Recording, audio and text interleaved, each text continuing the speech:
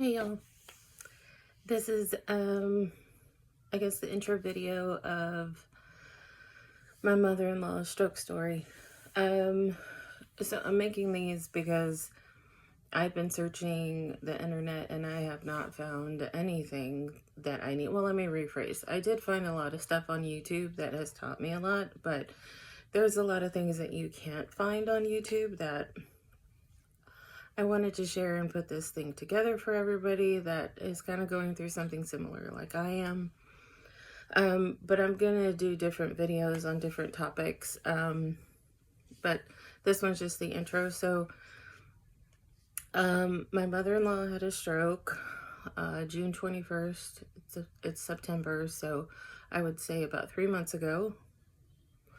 June, July, August, September, 4 months ago. I can't count, sorry.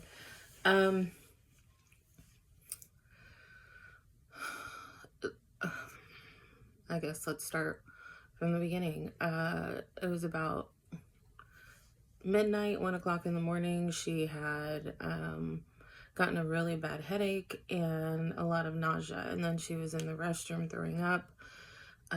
My father-in-law really didn't know what to do.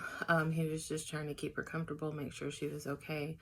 After a very long time of her throwing up, she made it back to the bed and she started being very different. So he called an ambulance. That was about 3 o'clock in the morning. And when the ambulance got there, she refused. She absolutely did not want to go. And this is kind of the part where if you have a stubborn family member, they can cause harm to themselves, right? So she should have went, but she didn't. He just did whatever he could do. I think he stayed up with her all night. They were laying in the bed. Then about 8 o'clock in the morning, he called my husband and he said, "Hey, something's going on with your mom. I need your help. She's very, very sick." And my husband was 2 hours away. I was an hour and a half away. So he's like, "Okay, I'm on my way." So he had to handle things before he left.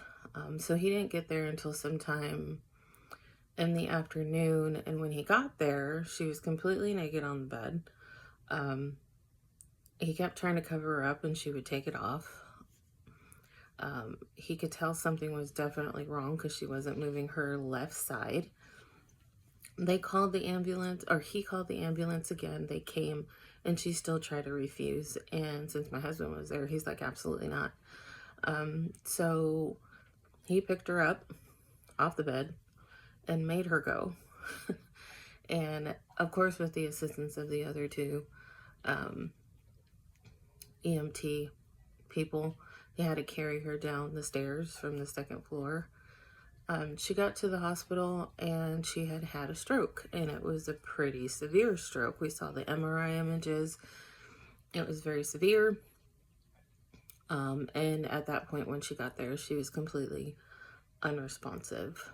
So, the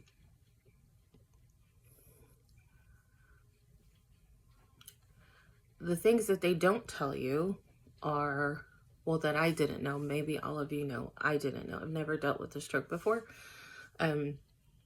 There's a 4-hour window from the time the stroke starts where they can give medication to reverse any damage or stop the stroke from causing further damage.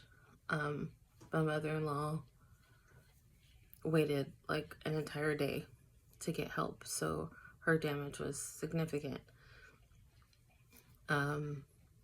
Another thing I'll just tell you, jumping ahead a little bit, that you probably don't know because I didn't know.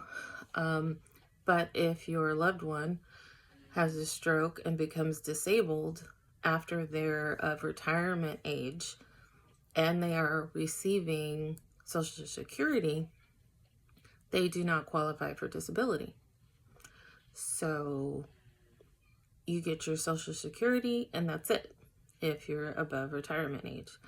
So she's completely disabled now. She's home with us. We take care of her.